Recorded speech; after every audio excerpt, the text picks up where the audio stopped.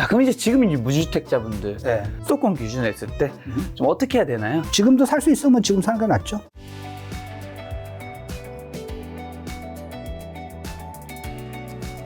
전반적인 게 이제 많이 여쭤봤으니까 이제 많은 분들이 가장 많이 나오는 18번 질문이죠. 자, 그럼 이제 지금 이제 무주택자분들 네. 뭐 전국으로 하면 또 답 없으니까요. 뭐 다 답변 드릴 수 없기 때문에 수도권 기준으로 했을 때 좀 어떻게 해야 되나요, 이분들? 사야죠. 아까 전에 근데 네. 상승도 크게 아니고 하락도 네. 크게 아니라 하셨는데 왜 사야 한다고 말씀하시죠? 주식은요, 오늘 사가지고, 오전에 사가지고, 오후에 팔 수 있잖아요. 네. 오늘 사가지고 내일 팔 수도 있어. 수익 내가지고. 그렇죠, 그렇죠. 근데 부동산은 오늘 사가지고 내일 팔 수가 없거든요. 맞아. 뭐 파는데 무슨 내일 팔면 잡아가는 건 아니에요. 근데 파는 순간 소리가 팔 수 나죠. 예. 아. 네. 오늘 사가지고 만약에 한 달 후에 팔아? 그럼 바보짓이죠. 바보짓이죠. 취득세가 취득세 이만큼 내고 복비 내고 그러는데 벌써 아까 얘기했잖아요. 다주택 같은 경우 벌써 3억을 갖다가 마이너스하고 들어가는 건데 그럼 왜 그거 한 거예요? 그래서 부동산은 기본적으로 투자하면 최소 2년을 갖고 있어야 돼요. 2년. 무주택자 같은 경우는 2년을 갖고 있어야지 양도세 비과세가 되거든요. 네. 그다음에 2년 정도의 상승률을 가져야지만 이 거래 비용이 크기 때문에 거래 비용을 상쇄할 수 있습니다. 그러니까 결국은 주식은 내일 오를 것인가 일주일 오를 것인가를 맞추는 게임이라 그러면요. 주택은요. 2년 후에 시장을 맞추는 게임이에요. 네. 그래서 경제 상황을 2년 후에 집값이 지금보다 더 오를 것인가 떨어질 것인가 요걸 잘 생각을 하시고 들어가셔야 돼요. 네. 그다음에 모든 투자 상품은 뭐예요? 비쌀 때 사는 게 아니라 싸게 사가지고 비쌀 때 파는 거거든요. 근데 왜 싸게 써요? 기본적으로 집을 파는 사람들은 개인이에요. 네. 개인입니다. 근데 개인이 싸게 왜 팔겠어요? 이 옷 같은 경우는요, 백화점에서 세일합니다. 가끔 세일해요. 왜? 그 사람들은 많이 팔수록 좋아. 예. 하나가 적게 남더라도요, 하나에, 예를 들어서 이게 평소에 세일 안 할 때는 하나에 10만 원씩 남았더라도 네. 세일해가지고 뭐 5만 원 남더라도 평소에 10채 파는 것보다 10벌 파는 것보다 세일해가지고 30벌 파는 게 훨씬 더 이익이 크죠. 총량이 크죠. 하나당 이익은 줄어들어도 총량이 커집니다. 그래서 기업들의 이런 제품들은 많이 팔수록 좋아요. 근데 부동산 같은 건 주택 같은 건 갖고 있어가지고 한 채, 두 채잖아요. 자기가 팔고 나면 자기가 집이 없어지잖아요. 그러니까 집을 갖고 있는 매도자의 심리는 뭐냐면은 파는 게 중요한 게 아니라 그래서 아까 맨 처음에 했던 질문하고 그거 일맥상통하는데 매도자들이 매물이 많이 나왔다 그거는 사실 믿을 필요가 없고 그 사람들의 심리를 봐야 되는데 그 사람들은 높게 파는 걸 원하는 거지 싸게 파는 걸 원하는 게 아니에요. 그렇죠. 싸게 파는 게 그 사람 인생 목표가 아니라 높게 팔아가지고 자기 수익 내는 걸 갖다 원하는 겁니다. 그런데도 불구하고 내가 싸게 살 수 있다는 건 무슨 얘기냐면 매도자가 쫄았다는 거죠. 집값이 떨어질 겁니다. 경기가 나빠질 겁니다. 뭐 이런 기사가 막 나올 때 여러분들이 살 자금이 있다 하면 자금이 있다고 하고 그러면 굉장히 큰 기회가 되는 거죠. 그러면 싸게 살 수가 있는 거죠. 그리고 그게 2년 후에 지금보다 오른다 그러면 여러분이 수익을 낼 수가 있는 거예요. 지금 그럼 대표님은 지금 내년은 좀 그렇게 보더라도 2년 뒤에는 지금보다 좋은 많이 오르죠. 예, 예. 많이 오른다고요? 예, 예. 내년이 보합이라 보시는데 왜 2년 뒤에는 2025년부터는 공급 부족 현상으로 들어가거든요. 그래서 내년에 사놓는 게 좋겠다. 예. 내년도 사는 게 좋죠. 지금도 살 수 있으면 지금 사는 게 낫죠. 예. 예, 예. 집값이 앞으로 내년 떨어진다고 제가 말씀드리지 않았잖아요. 그렇죠. 예, 예. 그러니까 여력이 되면 이제 집을 사는 게 좋고요. 투자라고 그러면은 여러분들 저한테 선입견이 뭐냐면은 집을 갖다가 뭐 정말 싸구려 집 막 뭐 빌라 이런 거 막 사가지고 막 이렇게 팔고 막 그런 건데 저는 그런 걸 안 하거든요. 그게 아니라 투자라는 거 그게 아니라 당연히 시세 차이를 노리지만 시세 차익에 그게 주식처럼 이렇게 사고 팔고 전 주식 투자를 하는데 주식 투자는 그럼 사고 팔고 합니다. 부동산 투자는 자산을 모으는 거예요. 그건 그릇이에요, 그릇. 그래서 내가 은퇴할 때까지 얼마가 필요한가를 여러분이 계산을 해보세요. 그거 따라 다르죠. 내가 한 달에 얼마의 그 생활비를 쓸 것인가, 얼마 정도 생활비를 쓸 것인가, 그걸 계산을 해가지고 내가 그러면 이제 앞으로 은퇴를 하게 되면은 일을 더 이상 안 하고 이제 살 만큼 은퇴할 때는 그만큼 내가 순자산을 모아야 되잖아요. 네. 빚 이런 거 빼고, 그러니까 전세 이런 거 빼고, 그걸 다 팔았을 때 내가 진짜 순수 자금, 그게 내가 얼마 정도면 되겠다. 나는 알뜰하니까 나는 10억만 있으면 난 노후까지 나는 먹고 살 수 있어. 그러면 10억 모으면 이제 은퇴하면 되고요. 나는 10억 갖고 안 돼. 50억은 있어야 돼. 라고 50억 모아야 되는 거고. 아유, 나는 좀 이렇게 럭셔리하게 살고 싶죠. 구지르구지하게 살기 싫어. 난 100억은 있어야 돼. 그럼 100억 모을 때까지 여러분들이 이제 더 일을 하셔야 되는데, 기본적으로 그 목표가 될 때까지 여러분들이 꾸준히 저축을 하셔야 되는데 회사를 다니면서 저축하잖아요. 근데 은행 이자를 많이 줘요, 적게 줘요? 적게 줘요. 적게 주잖아요. 그러니까 결국 부동산 투자랑 어떻게 생각하시면 되냐면요. 은행 이자보다 높은 수익을 거두면은 그건 성공적인 투자예요. 그걸 언제 팔아요? 그건 여러분들이 은퇴할 때. 은퇴해가지고 더 이상 먹고 살 게 없을 때. 그때 팔면 되는 거예요. 내년도 팔아야 되냐, 후년도 팔아야 되냐. 그거는 주식같이 사고팔고 사고파는 거지. 부동산은 거래 비용이 많기 때문에 사고팔고 하면은 별 저기가 없어요. 맞아요. 어쨌든 부동산도 예를 들면 최근 뭐 몇 년 봤을 때는 올랐다가 떨어졌다가 지금 하는데 주식처럼 사고 팔고 하는 게 아니라는 거네요. 그 안에서 주식 같은 경우는 거래 비용이 작잖아요. 이제 증권거래소도 작고 그러니까 대부분 이제 오전에 사가지고 오후에 팔아도 돼요. 그리고 그 다음날 또 떨어지면 사고 그러는데 부동산은 이 바운더리가 이렇게 올라갔다 하니까 이게 거래 비용보다 많은 적은 그렇게 많지가 않아요. IMF 때 15% 정도 떨어졌고요. 그 다음에 이번 하락기가 이제 올해 그 8월까지 떨어졌거든요. 이제 9월부터 반등을 해가지고 9월, 10월, 11월은 이제 연속으로 오고 있고요. KB 국민은행 시세 기준입니다. 작년 7월부터 하락해가지고 올해 8월까지 해가지고 14개월간 하락을 했어요. 그때 이제 한 10% 떨어졌는데, 그러니까 아까 다주택자 입장에서 보면은 아까 취득세가 아까 한 12.4%를 했잖아요. 다주택자 그때 팔아가지고 지금 다시 똑같은 집을 사잖아요. 무조건 손해예요. 그러니까 대부분 보면은 부동산 거래 비용이 크기 때문에 그 안에서 사고 팔 수 있는 게 아니에요. 그래서 부동산 초보자나 투자 안 했던 사람들이 이거 사면 언제 팔아요라고 하지, 아주 투자를 많이 했거나 아니면 여러분들보다 연배가 많은 사람만 보면은 집은 파는 게 아니라 사가지고 모으고 내가 언제 팔아? 이제 더 이상 내가 생활비가 안 나올 때, 그럴 때 은퇴할 때, 그거 팔아가지고 현금화할 때, 한꺼번에 파는 게 아니라 그때 한 채 이렇게 팔으면 되는 거죠. 여러 채가. 대표님은 거의 지금까지 파신 게 그렇게 많지 않겠네요. 거의 안 팔죠. 그러니까 세금적인 측면에서 보면은 이제, 이때 안 팔면 내가 세금이 많이 나올 것 같다라고 할 때면 이제 팔고 이제 딴 거 갈아타기 하고 이런 거지, 집은 대부분 팔 이유가 별로 없죠. 자, 지금 갈아타기 얘기해 주셔서 그럼 지금 1주택자분들은 어떻게 됩니까? 1주택자가 제일 어려운데, 사실 제일 기회가 있는 게 이제 1주택자죠. 그래서 1주택자 같은 경우는 내가 현금을 지금 현재 갖고 있다, 투자금이 있다, 집이 있고 투자금이 있다 그러면은 한 채를 더 사가지고 일시적 일가구 전략을 쓰는 게 좋죠. 한 채 갖고 한 채를 하게 되면은 3년 안에 이제 기존 주택을 팔게 되면은 양도소득세를 비과세해 주니까, 그러니까 내가 두 채를 하더라도 취득세도 한 채 가격에는 한 채 레이트 세금 세율로 해주고, 그 다음에 양도소득세도 똑같은, 종부세도 똑같은 세율로 해줍니다. 그래서 보면은 2주택까지는 제가 갖고 있어도 되거든요. 3년 안에는. 3년이 넘어가면은 이제 정식 2주택 돼가지고 이제 세금이 많아지는 건데, 하여튼 그 오버랩을 하면서 일시적 1가구 2주택을 하는 게 가장 좋아요. 본에 자금이 있으면. 근데 자금이 없어. 그럼 이제 여기서부터 이제 문제가 꼬이는 거예요. 자금이 없어. 그러면 이제 이렇게 생각해요. 많은 사람들이, 야, 요새 이제 내가 이사를 가려고 그러는데, 지금 현재 보면은, 이제 인기 지역에서도 보면 옛날에 거기가 10억이었는데 지금 8억이었으니까 지금 갈아타기 하면 좋을 것 같다. 그러니까 이론적으로 맞아요. 옛날에 이제 비인기 지역, 이게 5억 원이었고 인기 지역이 10억 원이었다고 가정해 볼게요. 그러면은 내가 옛날에 5억 원을 해서 10억 원 가려면 5억 원의 돈이 더 들어갔었잖아요. 근데 이게 집값이 떨어진 거예요. 20%씩 떨어진 거예요. 예를 들어서. 그러면은 비인기 지역은 4억이 되고요. 인기 지역은 8억이 된 거예요. 4억 차이가 나네. 그럼 이제 4억 차가 나는 거니까 옛날부터 갈아타기 할 때 돈 적게 들어간 거잖아요. 그쵸? 예. 야, 지금 타이밍이다. 지금 이제 갈아타기가 하는 거 좋으니까 지금 갈아타기 해야지라고 하는데 그건 이론이야. 이론이지 실제에서는 그게 안 먹혀요. 왜 안 먹히냐면요. 대부분 보게 되면은 그러면 어떻게 생각하냐면, 자, 갈아타야지. 그러고 나가지고 본인 거를 팔아야지 이제 갈아타기 한다는 거잖아요. 본인 거를 팔아야지 하는데 4억에 팔라고 그러면은 아까운 거예요. 나 이거 5억인데, 5억인데 4억이니까 내가 왜 팔아? 내가 이거 5억 되면 팔아야지라고 착각하는 거예요. 근데 이게 5억 되는 순간 어떻게 돼? 이건 10억이 돼버리기 때문에 지금 손해가 날 때 그걸 팔아야 되거든요. 근데 팔아야 되는데 이걸 갖다 대부분 과거보다 떨어졌기 때문에 안 팔아요. 못 팔아요. 못 팔으니까, 그러니까 내가 왜 손해를 봐야 돼? 나는 이게 원금만 찾아더라도 난 팔고 갈아타기 할 거라는데, 그때 되면 이게 앞에 인기 지역은 더 오르기 때문에 실제로 보면 그게 그 사람들이 심리적으로 멘탈이 약해서 그렇게 못하는 거고요. 두 번째는 뭐냐면은 지금 나타나는 현상인데요. 인기 지역은 오르고 비인기 지역은 지금 떨어지고 있다잖아요. 그러니까 내가 이걸 섣불리 팔아가지고 여기서 이거 못 잡을 가능성도 높아요. 그러니까 인기 지역을 팔고 내가 비인기 지역으로 가겠어. 내가 이미 은퇴해가지고 은퇴해가지고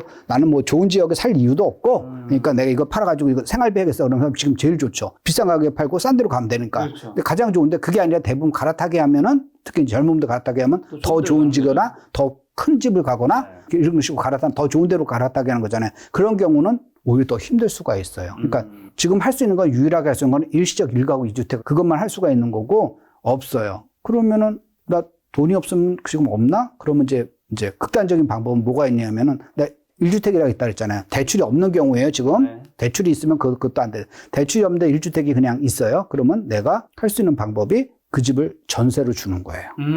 전세를 주고 나는 어디로 가서 살아? 그럼 딴 데 가서 월세로 사는 거죠. 네. 지금 큰 집에 있다 그러면 작은 집. 입지가 좋은 데 있으면 입지가 떨어질 때. 이래 가서 이런 식으로 주거비용을 낮춰가지고 그 비용 갖고 딴 걸 사면 돼요. 그럼 또 이제 이렇게 그거에 대해서 이제 반론하는 사람이 있죠. 야, 그러면 무슨 뭐 구질구질하게 투자를 하고 뭐 월세 가서 살라고? 거기서 보면은 도대체 너무한 거 아니에요? 그렇게 생각하면 안 하면 돼요. 간단합니다. 네. 얼마나 그런 클리어하죠. 답변을 많이 들으셨으면 안 하면 돼요. 그러면 안 하면 됩니다.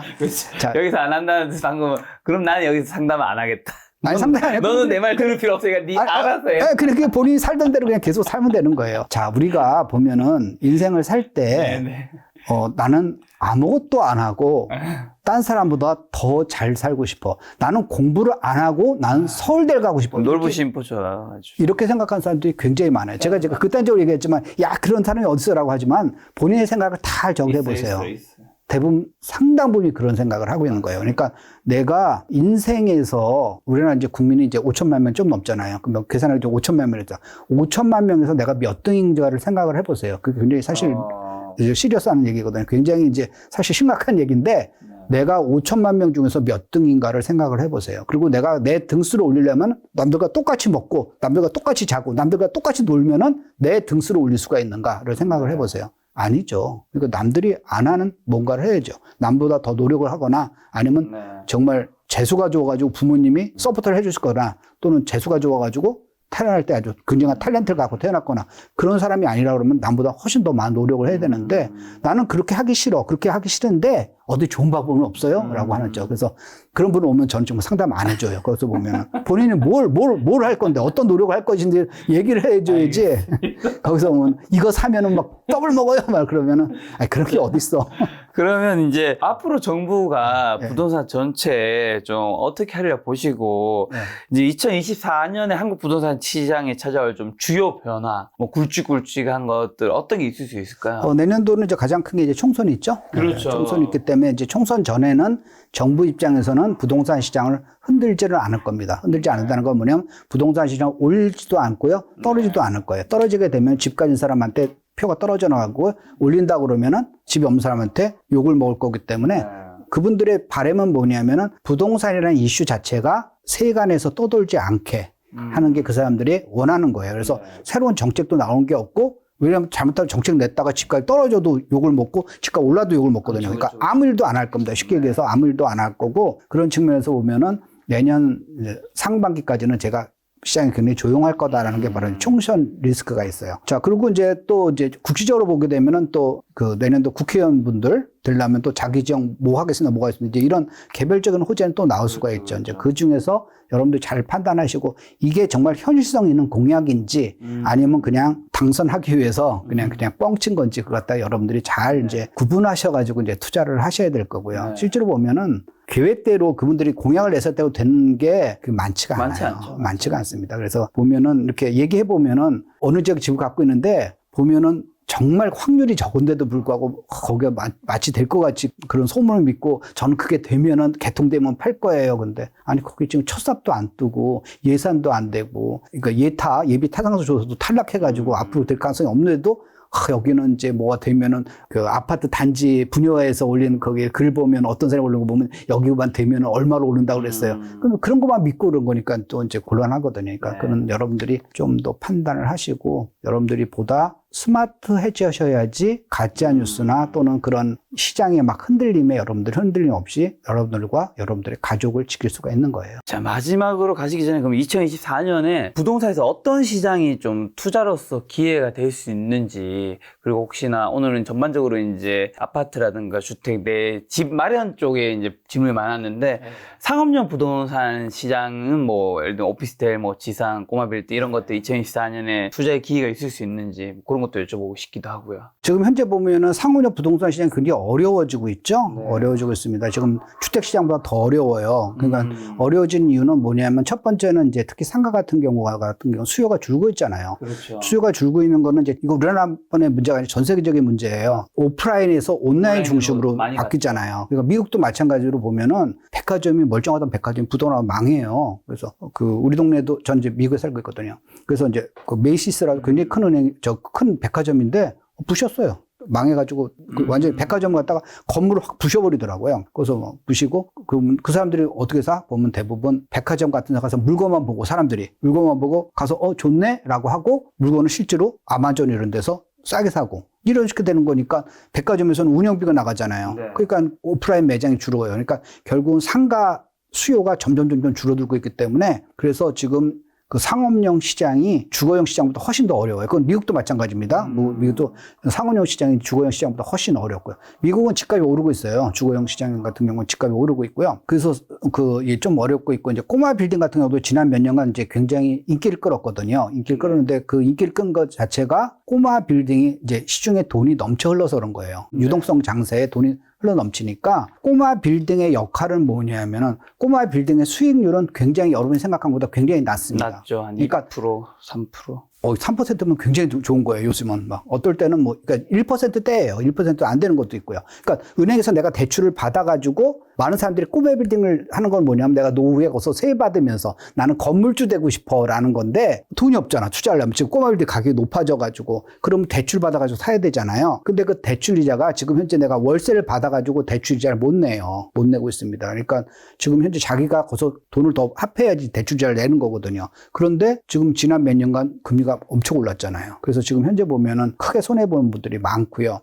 그럼에도 불구하고 이제 지난 몇 년간 왜 그게 꼬마 빌딩 핫했냐면 시중에 돈이 흔해지니까 사람들이 돈을 담아둘 데가 없는 거예요. 그러니까 돈 없으면 나눠주지 이제 그렇게 생각하실 분도 있겠지만은 돈이 많은 사람 입장에서 보면은 부동산이라는 게 돈을 담아두는 그릇이거든요. 은행에서는 못 담아둬요. 은행에서는 5천만 원밖에 보장을 안 해줍니다. 은행이 망하잖아요. 내가 만약에 여러분이 돈이 100억 원 있다고 가정해 보세요.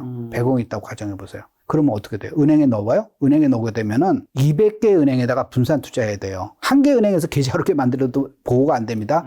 200개 은행에다가 하나씩 5천만 원씩 넣어야지 원금만 보장되는 거예요. 이자는 보장이 안 되고 5천만 원 넘어가니까. 근데 우리나라 은행이 200개가 안 되거든요. 지점도 안 되는 거예요. 한 개. 국민은행 그러면 강남지점이든 노원구 지점이든 한 개만 따져주는 거예요. 그러니까 우리나라 은행이 200개가 안 되거든요. 은행에서 담아둘 수 없어요. 그렇다고 이제 마늘밭에다 갖다가 파묻으면 포크레인 기사가 다 가져가죠. 어디다 담아두겠어요. 담아둘 수 없는데 주거용 부동산, 아파트 이런 걸 사게 되면 어떻게 돼요? 지난 몇 년간 다주택자가 압박을 막혔잖아요. 그러니까 너무 하는 거니까 그러면 내가 이 돈을 갖다가 그냥 수익은 안 나지만 꼬마 빌딩 하나 사두면은 언젠가는 오르겠지. 내가 현질은 손실을 나지만 언젠가는 오르겠지라는 생각 갖고 그렇게 사뒀거든요. 근데 유동성이 이제 앞으로 크게 늘면은 꼬마 빌딩도 더 오를 거예요. 근데 유동성이 늘지가 않는다라고 하게 되면은 꼬마 빌딩 시장은 굉장히 타격을 받을 가능성이 높죠. 그래서 사실 보면 주거용 시장보다는 더 힘든 시장이 될 거예요. 그럼 주거용에서는 좀 어떤 시장이 기회가 주거용에는 빌라보다는 아파트가 낫죠. 빌라 같은 경우 지금 거의 붕괴 직전에 가고 있으니까 지금 이제 전세 사기 때문에 사람들이 빌라는 다 투자를 안 하고 빌라 거래량도 굉장히 줄어들었거든요. 네. 그러니까 상대적으로 아파트가 상대적으로 안전한 시장이죠. 그러니까 그건 이제 지역별로 또는 지역별로 좀 다 다르니까 그 아무데나 사라는 게 아니라 그러니까 지역별로 다르니까 그건 이제 보다 여러분들이 시간과 노력을 조금 더 투자해가지고 강의를 좀 들어보시고 거기서 보면 여러분들이 어떤 기준을 갖고 투자가 쉬운 게 아니에요. 그러니까 반에서 50등 있다면은 내가 공부 하나도 안 하면 50등 되는 게 당연한 거예요. 당연한 거죠. 네. 그냥 중간 정도 하면 25등 하는 게 당연한 거고요. 딴 사람은 더 열심히 해야지 그 상위권에 가는 건데 여러분이 하나도 안 하고 그냥 결과만 갖고 싶어라고 하는 건 좀 그렇죠. 그러니까 여러분들이 좀 그거는 뭐 제 강의 꼭 안 들어줘도 되는데 그래도 한번 들어보시면 이게 좀 왜 아기곰이라고 하는가를 이제 아실 겁니다. 알겠습니다. 이건 대표님 블로그 주소 제가 남겨놓을 테니까요. 여러분들 그 링크 타고 넘어가서 블로그에 좋은 글도 많이 있는 거죠? 그럼요. 좋은 글들 보시고 관심 있으면 강의도 한번 들어보시면 좋지 않을까 싶습니다. 저는 무엇보다 가장 오늘 인사이트가 있었던 것은 부동산은 돈을 담아두는 그릇이다. 사실 예금자 보호는 5천밖에 안 되니까. 그렇죠. 저는 어디에 담아둬야 될까? 열심히 일단 벌어야 되겠다 생각부터 먼저 들고 있는데 아이곰님과는 또 내년에 예. 이제 한 1년 뒤쯤에 다시 한번 모실 수 있지 않을까 그런 생각 들었습니다. 오늘 만나는 손님은 아이곰 대표님이었습니다. 지금까지 소중한 시간 함께 해주셔서 정말 감사합니다. 오늘도 김 작가였습니다. 고생 많으셨습니다. 예, 감사합니다.